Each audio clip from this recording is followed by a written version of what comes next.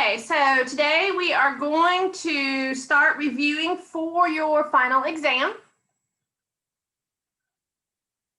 Again, your review for the final is now open in my labs. Even though it's not due this Sunday, it's not due until next Sunday, the 13th. It is open right now because remember, you can take it as many times as you want. Okay, it's going to be 25 questions. They're all multiple choice. And it'll cover everything that we'll start from the beginning of the semester to the end, but it will go in order of how we covered it in the semester. Okay, so the first things that we covered will be at the beginning, and then it'll go through until the end.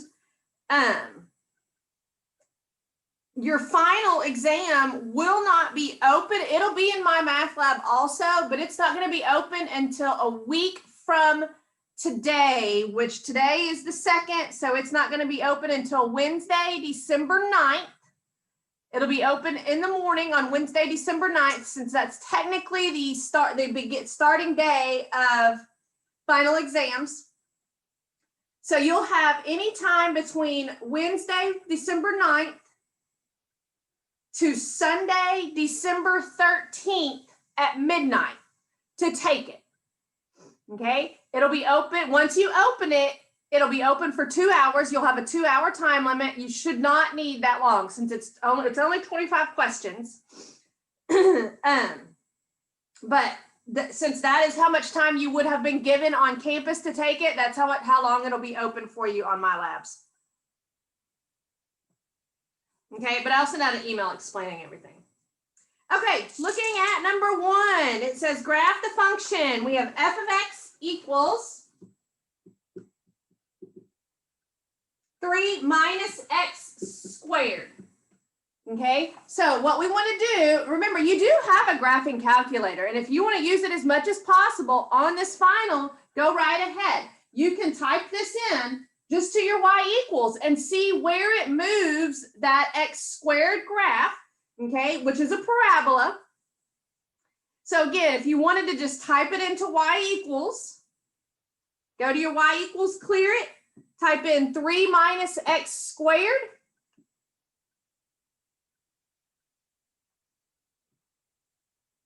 And graph it. Okay, so what you're seeing was what happened is this negative flipped that x squared upside down. And this positive 3, since it's an outside number, it's not inside parentheses here, it's going to move it up 3. So up that upside down and up 3 looks like D in that multiple choice.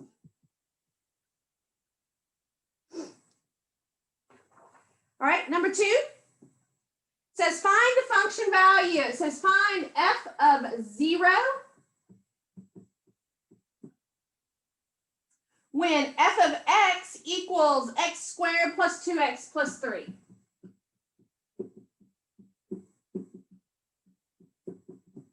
So again, all I'm going to do is replace that x with a 0, which is telling me to replace the x's in that function with a 0.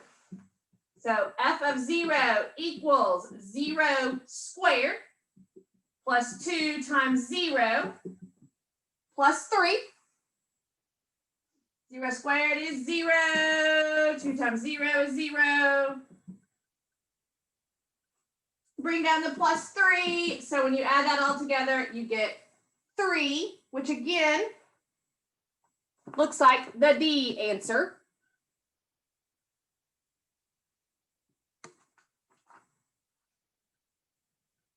Now, number 3 shows us a graph and asks us to tell whether or not the graph is that of a function or not. So this right here, believe it or not, is actually one of the most missed problems on this final, and I can't figure it out. I think it's just because you get the rule flip-flopped or something, but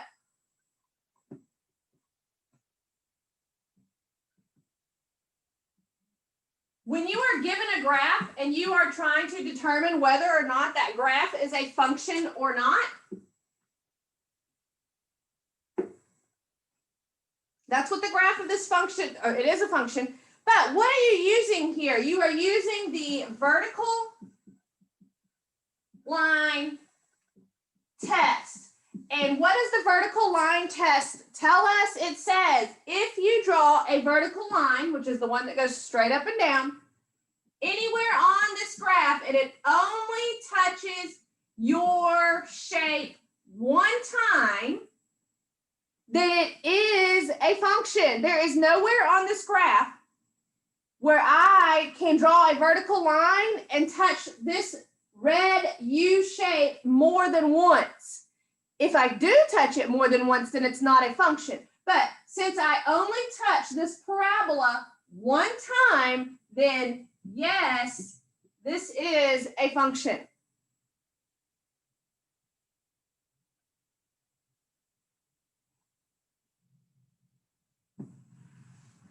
All right, number 4.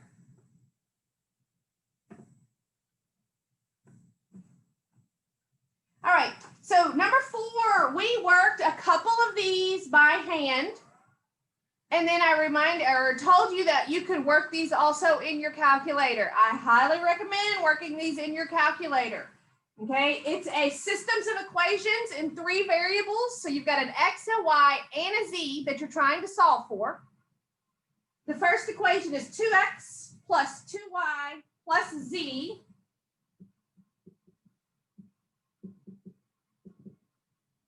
equals, did I say 16? I'm sure I brought my glasses up here. 16. 16, thank you. The next equation is 3x minus 5y minus z equals negative 5. And the last one is 5x plus y plus 2z equals 27. Now, again, before we knew how to work these in our calculator, we would have gone through these 3 equations and tried to add 2 of them and get together and knock out the same variable 2 different times and then go from there. And that was only like a third way through the problem, okay? So what we're going to do is we're going to work this one in our calculator in our matrix function. So what you're going to do is create 2 matrices. Matrix A is going to contain the coefficients of all of the numbers on the all of the terms on the left side of the equal sign. So you're going to have 2, 2, 1 in your first row. Your second row will have 3, negative 5, negative 1. And your third row will have 5, 1, 2. You're going to create a B matrix that has the answer side of all of these equations. So 16, negative 5, and 27.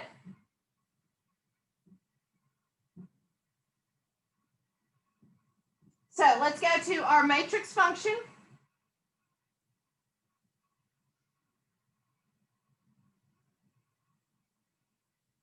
So remember where your matrix function is. It's right above the x to the negative 1 button. So hit second matrix. Now you're probably going to have some stuff in there from when we were working section 10.2.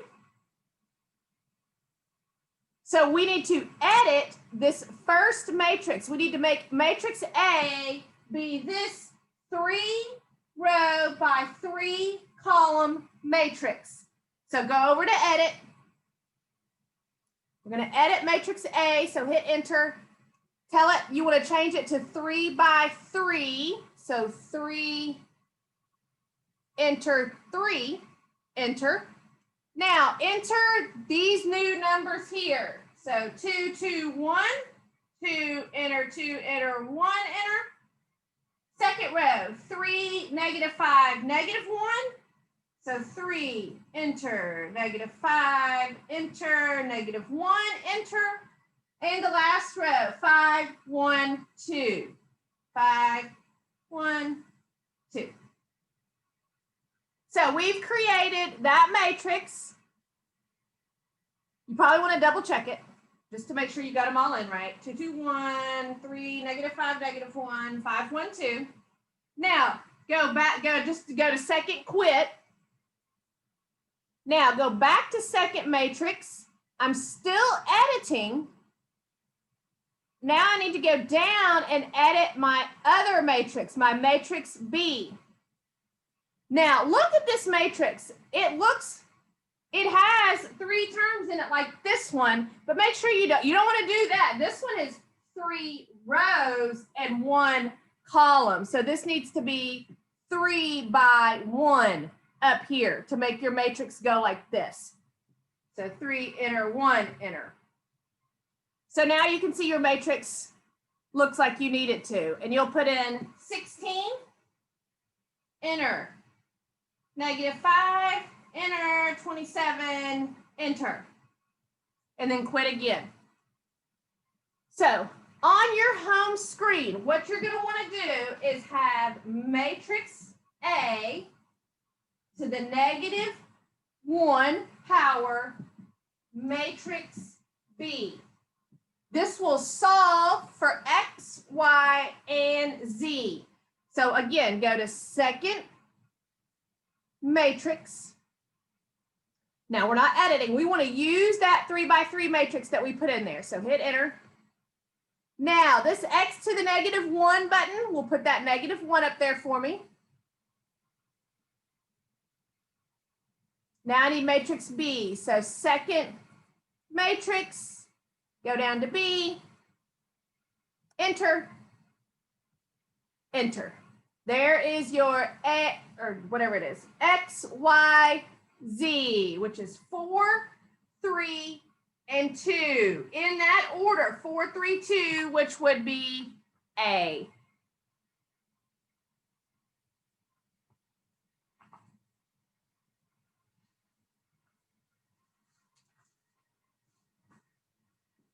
All right, number 5.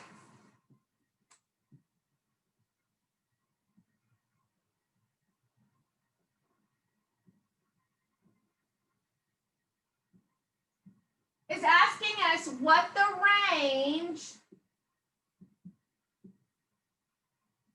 of this function is.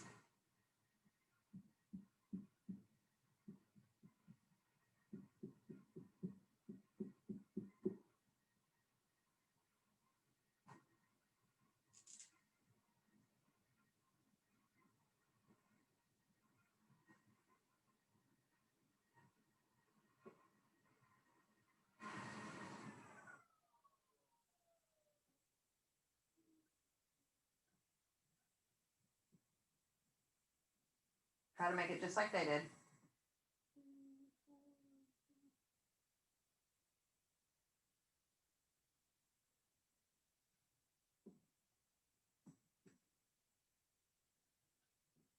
Okay, so we are talking about the range of this function, and the range is the y values. So we want to know what y values are represented in this function. So from the lowest point to the highest point. So here's the lowest point of this function. I need to know its y value. So if you trace it over to its y value is -3. I don't care what the x is. I'm not talking about the domain. I'm just talking about the range. So there's my lowest point. Where's my highest point? Here. What is its y value? So if you trace it over to the y-axis, you'll see that its y value is +3. So again, I don't care what the x-coordinate is. So the range, we'll use brackets because these numbers are included in the range. So where does what's the lowest point of the range? -3, and it goes up to the highest y value or part of the range, which is +3.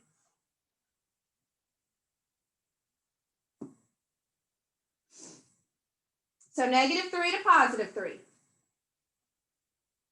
All right, number 6.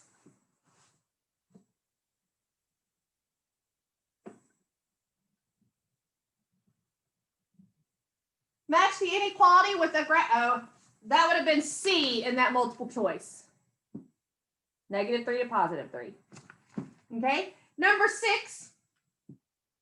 Match the inequality with the graph. I have 8x minus 9y is greater than -3. So this is when we were graphing inequalities. So the first thing we want to do is solve it for y, right? Anytime you're graphing a function, you want it to see y equals or y by itself on one side of that symbol. So the first thing we need to do is subtract 8x from both sides.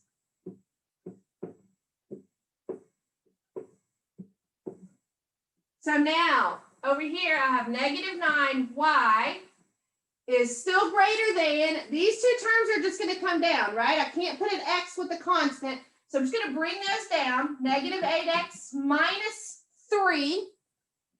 Now, the last step to solve for this y is to divide everything by -9.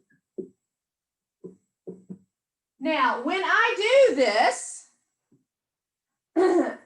we need to remember the rule of inequalities that says when you divide both sides of an inequality by a negative number, this sign is going to turn around, which is going to make a difference in this problem because that's the sign that determines where you're going to shade the graph. Okay, so let's see. This will be y, turn from greater than to less than. Here, a negative over a negative turns to positive 8/9 x. Here, a negative over a negative turns to positive 1/3. So I'm going to actually put this in my y equals. So 8/9 x plus 1/3. Now, I'm going to graph it just because I want to see the direction of that graph. So I notice that it's going from the bottom left to the top right. It's a straight line. Now, there's also a couple of things we need to remember about inequalities. Sometimes the line is dashed. Sometimes the line is solid. What makes that happen is whether or not this has an equal to bar down here or not. If it doesn't have an equal to bar, if it's just less than or greater than, then it's going to be a dashed line, which in this actual multiple choice doesn't help us too much because I notice they're all dashed. So let's see, let's find a couple of points, and they don't have to be exact. So I'm going to go to my table, second table, and just plot a couple of points. I'm going to do 0 and 1/3. So let's just put it. Again, it doesn't have to be exact here. A good point is at 3, 3, so over 3, up 3. So there's it's a line, so I really only need 2 points. So let's go ahead and connect those points with that dashed line. Now we're going to shade it. Where are the y values less than this line? Or are these y, look down here, is this y value less than this y value? Yes, you want to shade below the line, right? If you're talking about less than, you need to be shading below that line. So let's see, a line that goes in this direction, which would narrow it down to A or C. Those are the only two that go in the correct direction. And then shaded below the line would be that C.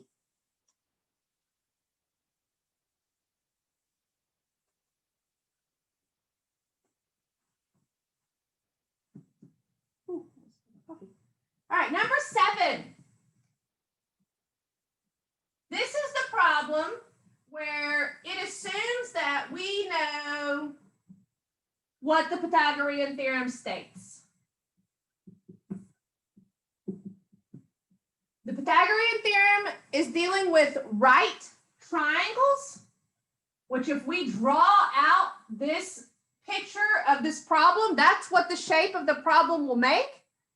And what the Pythagorean theorem says is a squared, which is one of these sides, not the slanted side. It's either one of these. A squared plus b squared is equal to the hypotenuse, which is this line right here, squared. Okay, so as soon as we know that ahead of time, so let's read the question. A ladder is resting against the wall. So here's a ladder. Here's the wall. The top of the ladder touches the wall at a height of 12 feet. So it's saying this height right here is 12 feet. Find the length of the ladder. So we're trying to find the length of this ladder right here. If the length of it is 4 feet more than its distance from the wall. So let's think about what that means. The length of the ladder is 4 feet more than the distance from the ladder to the wall. Okay, so I don't know what either of these sides are right here, but I just know that this side is 4 feet longer than this side. So I'm just going to say this side is, I don't know, x, which means that side is going to be x plus 4 more.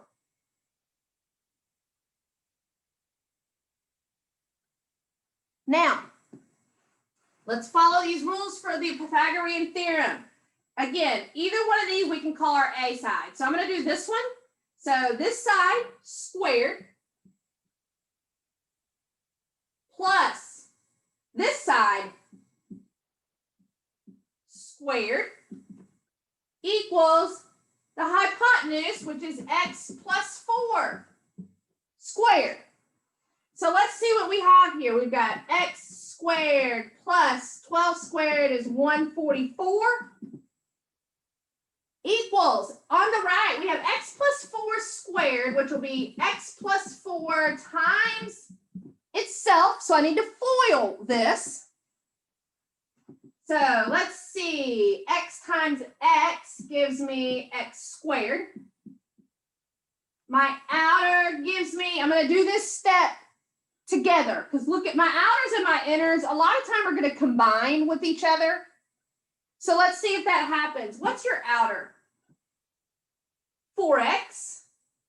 Your inner is another 4x. So if I put those together, I will have 8 x's.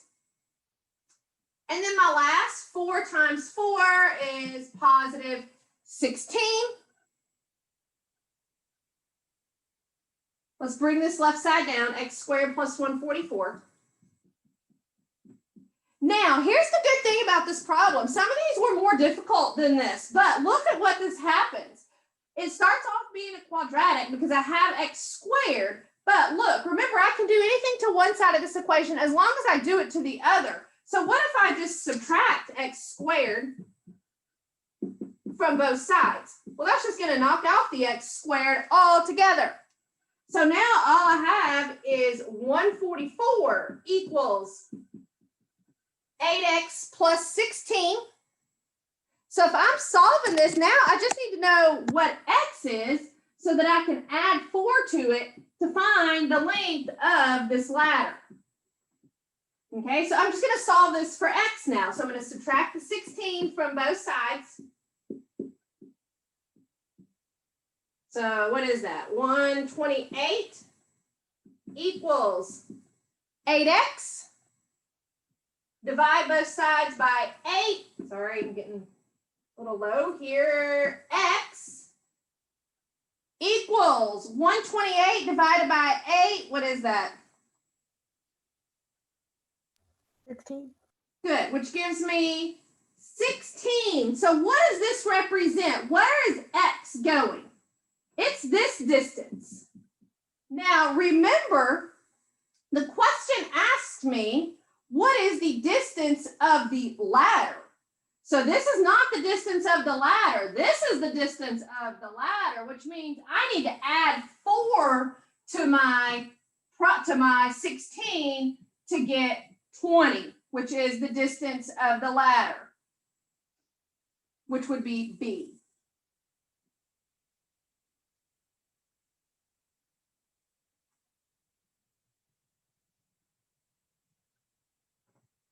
All right, number 8.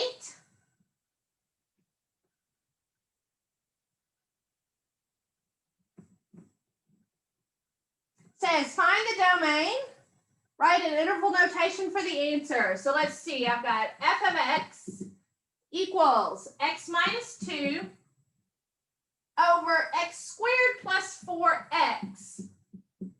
So when we have a rational function, which is a function like this that has x's and it's a fraction, we are concerned about the denominator, right? This right here cannot equal 0. So we're going to try to avoid putting in any x's that would make that denominator equal 0. So what we need to see is we don't want x squared plus 4x to equal 0. So just set it up equal to 0, or not equal to 0 actually, and find what number or numbers make that happen. So let's see, this is quadratic, so I could go to my quad program.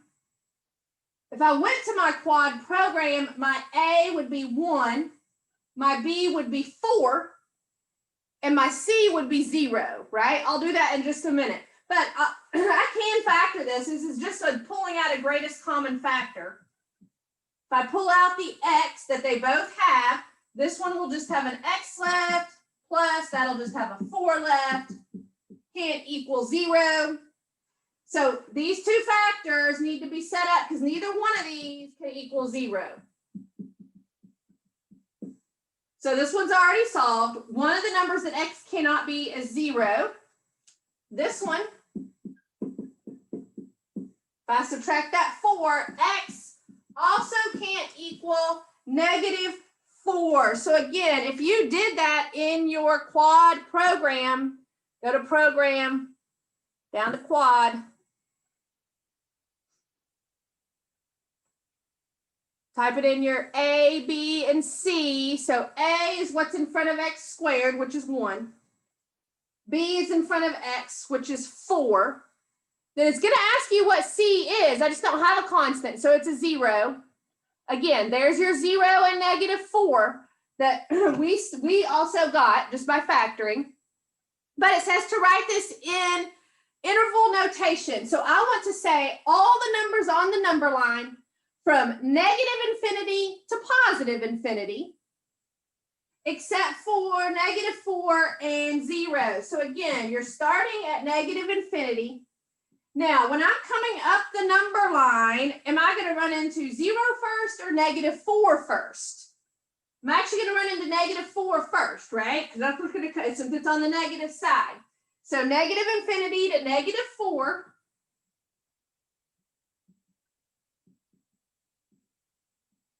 And let's see, all the numbers between -4 and 0 are fine. So I want to include those. And all the numbers above 0 are fine. So from 0 to infinity, which looks like D in this multiple choice.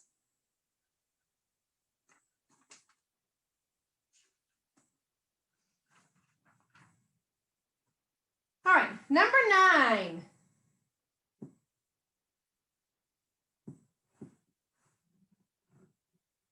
All right, this is when we were using what was called the difference quotient. The difference quotient is f of x plus h minus f of x over h. So it's going to give us a function f of x equals 9x squared plus 7x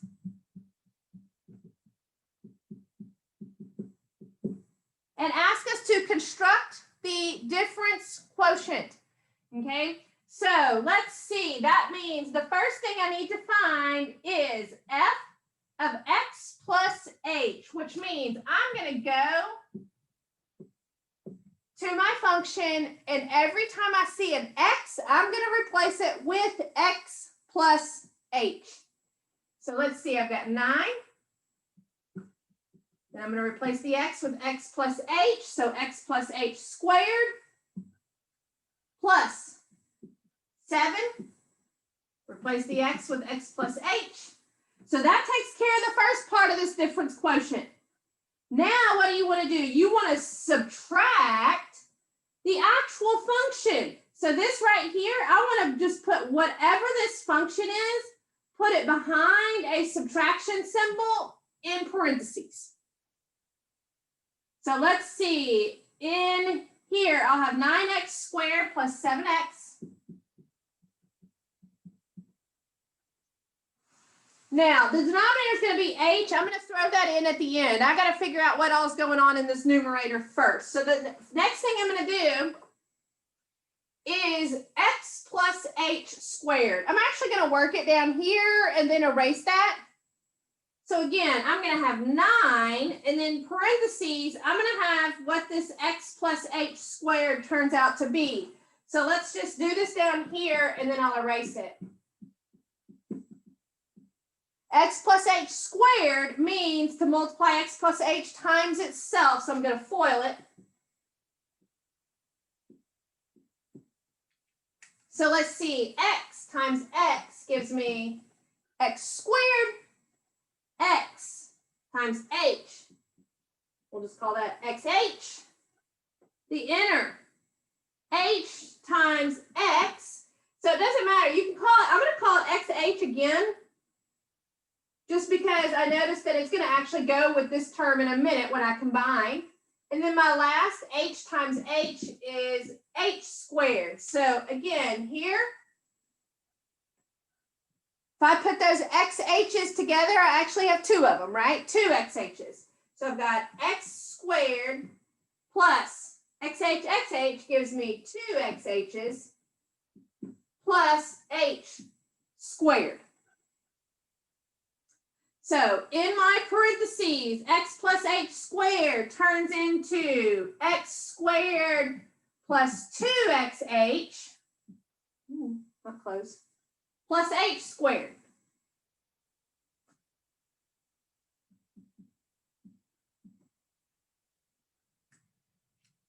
Okay, so I've got what I need from all this work. I just needed to find this x squared plus 2xh plus h squared to put it in there. So I'm going to erase that.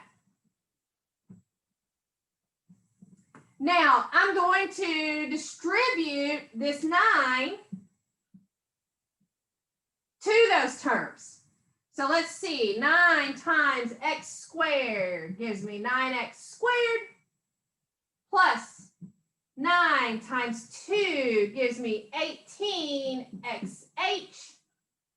plus 9 times h squared is 9h squared. So I'm done with this. Now moving to this, I need to distribute that 7.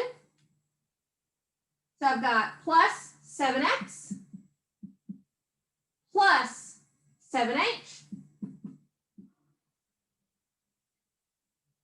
And then my last parentheses, I'll distribute that negative, which will give me minus 9x squared minus 7x. Now, when we distributed this negative to that last parentheses right there, it's actually going to create terms that are going to help us clean this up. It's going to create terms that are going to cancel terms up front.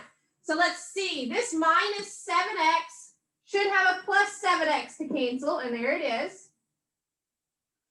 This minus 9x squared should have a positive 9x squared to cancel, and there it is. So let's see what is left. We've got an 18xh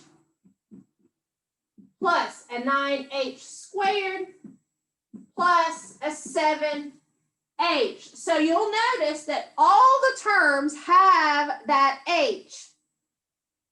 And if you'll remember, the denominator of the difference function is an h. So since they all have that h, I can pull out the h, put in parentheses what is left if I take the h out of all of these. So this will have an 18x plus 9. This one had h squared. So if I just pull out h, it's still got an h. Plus, if I took the h out of there, I just have 7. And remember, your denominator is an h, which means this h factor will cancel that h. So what you are left with is 18x plus 9h plus 7, which is D.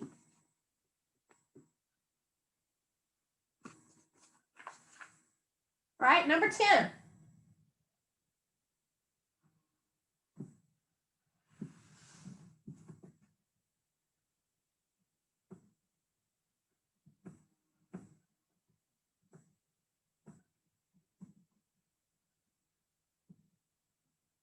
Graph the function f of x equals the square root of x minus 6. So if you will remember, you can put this in your graphing calculator, right? So just put it in your graphing calculator, graph it, and solve it. Or it does make the square root function gives us that shape. This is an inside number, right? Inside numbers shift you horizontally, but opposite the sign. So let's see, that minus 6 is actually going to shift this shape to the right 6, okay? Or just go to your y equals, clear it out. Second square root x minus 6 graph it. So again, there is your square root shifted to the right 6, which looks like B. That's the only one that's been shifted to the right. Right, number 11. Using the graph, determine any relative maxima and relative minima of the function.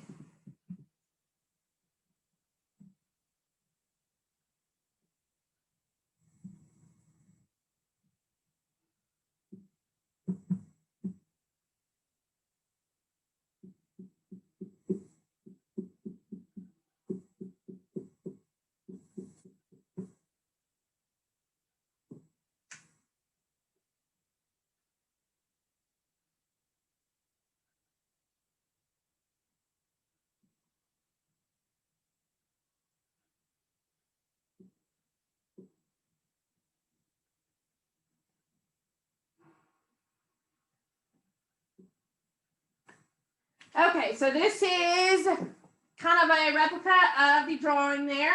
What I need to know, here's my maximum. Here's my relative minimum. I need to know where those occur. So let's name these points with their coordinates. They're x and y coordinates. It looks like this minima, if you look at its x coordinate, it looks like it's positive 2. Its y coordinate looks like it is negative 3. Do the same with your maxima.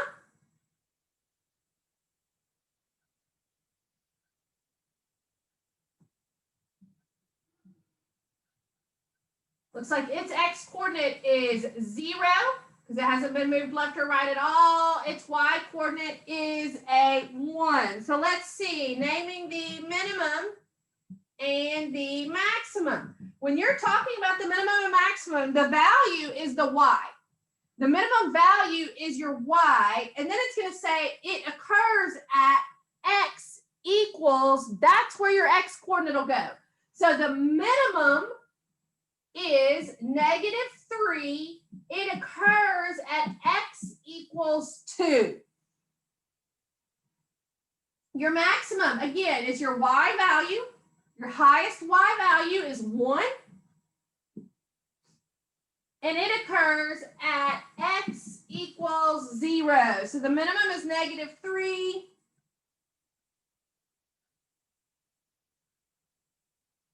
At x equals 2, and the maximum is 1 at x equals 0. So make sure you read those clearly. That looks like that would be D.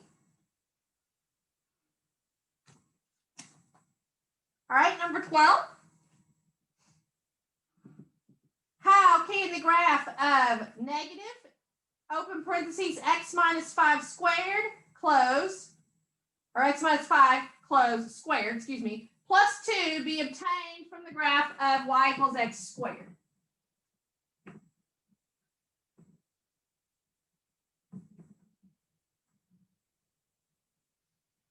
So let's see.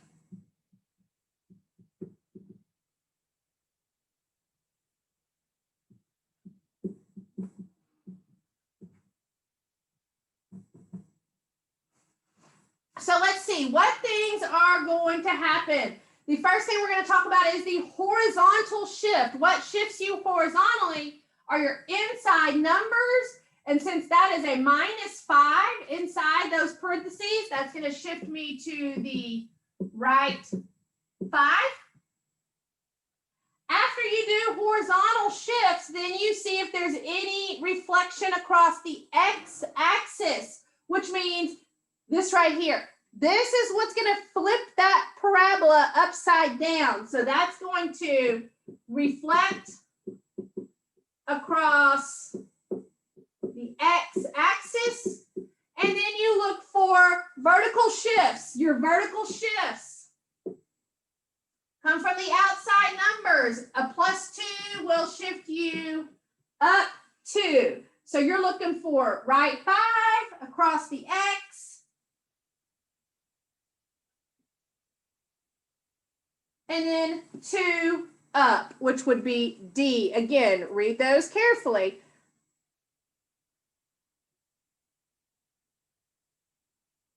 Shift it horizontally, 5 units to the right, reflected across the X, and then up 2, which would be D. All right, number 13 says find the zeros of the function, give exact answers. If you have your quad program on your calculator, all you're doing is putting in A, B, and C. Let's see, we've got f of x equals 2x squared plus 9x plus 3.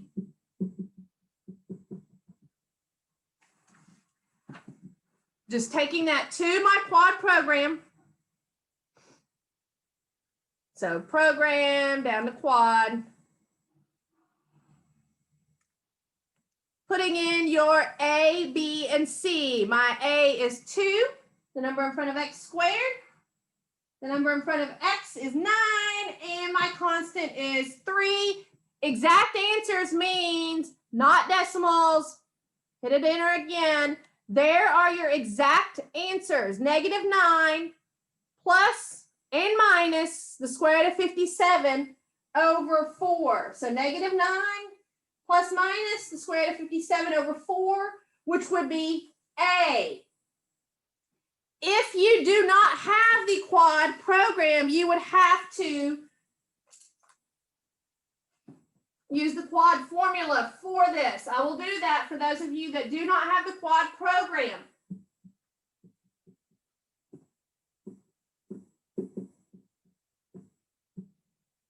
So that would be my quad formula. You would pick out your A, B, and C from the problem, which would be 2, 9, and 3. And plug that into your formula. The first thing you would need is the opposite of B. So that would make that -9. Then plus minus. Under your radical, you would need your B number, but you're going to need to square it. So this number squared would be 81. And then the -4 that comes from the formula. And then your A times your C. So 2 times 3. And then your denominator would be 2 times your A. So 2 times 2. Now, what you need to do is figure out what is underneath that radical. So -9 plus minus the square root. I'm just going to type this all in at once. So just 81 minus, exactly like I see it, 4, open parentheses 2, close, open parentheses 3, close. So exactly what I see under that radical. Enter gives me 57. So all of this turns into 57. 2 times 2 in the denominator gives me 4, and that is actually not a bad quad problem at all. So again, if you don't have the quad program, it's still not too bad. And Ms. Hanson, how do you get the exact answer with the quad program again? So if hopefully your quad program that's installed, you would have to enter it, hit enter twice. Once you get the decimal, hit enter again. Okay. Did yours not do that? No, I'm gonna try again though. Well, there are some quad programs that do not give the radical answers. They just give the approximate decimal answers, I have found out.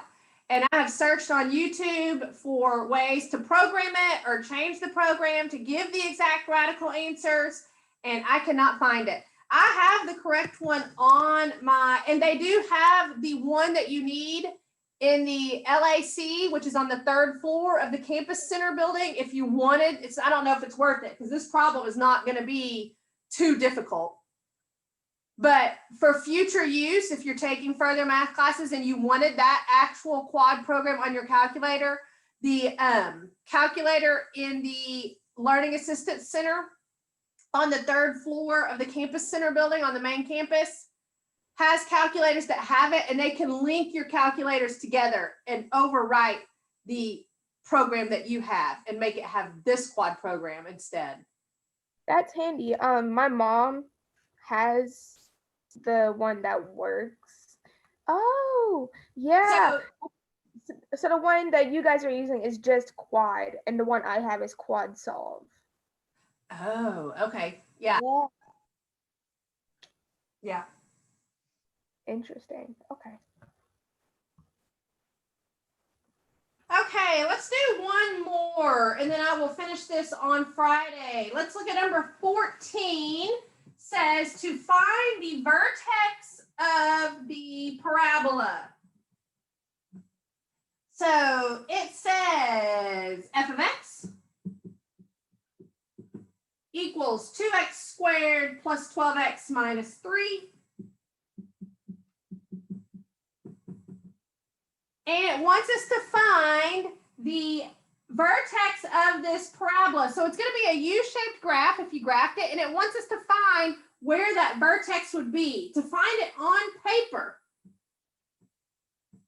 that part of the quad formula, the opposite of b over 2a, actually gives you the x coordinate of the vertex. So that'll tell me what the x is. Once I find the x, I can plug that number in, which will give me, in turn, the y. So let's find the x. So first thing I need is the opposite of b. So let's see if this is my a, this is my b, and that's my c. The opposite of b would be negative 12 over 2 times a, so 2 times 2. Which gives me negative 12 over 4, which is negative 3. So now I know negative 3 is the x coordinate of my vertex. If I plug that in to the function for the x's, it'll give me what the y is. So I have 2 times negative 3 squared plus 12 times negative 3 minus 3. So let's see, negative 3 squared here is positive 9. So 2 times 9 gives me 18. Positive 12 times negative 3 is negative 36 minus 3. So So let's see, in my calculator, I have 18 minus 36 minus 3, which gives me negative 21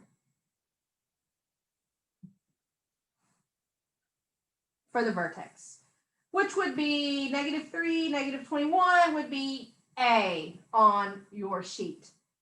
Okay, so on Friday, we will start with 15 and go through the end. 15 through 25 is what we will do on Friday. Yes, ma'am. All right, have a good rest of your day.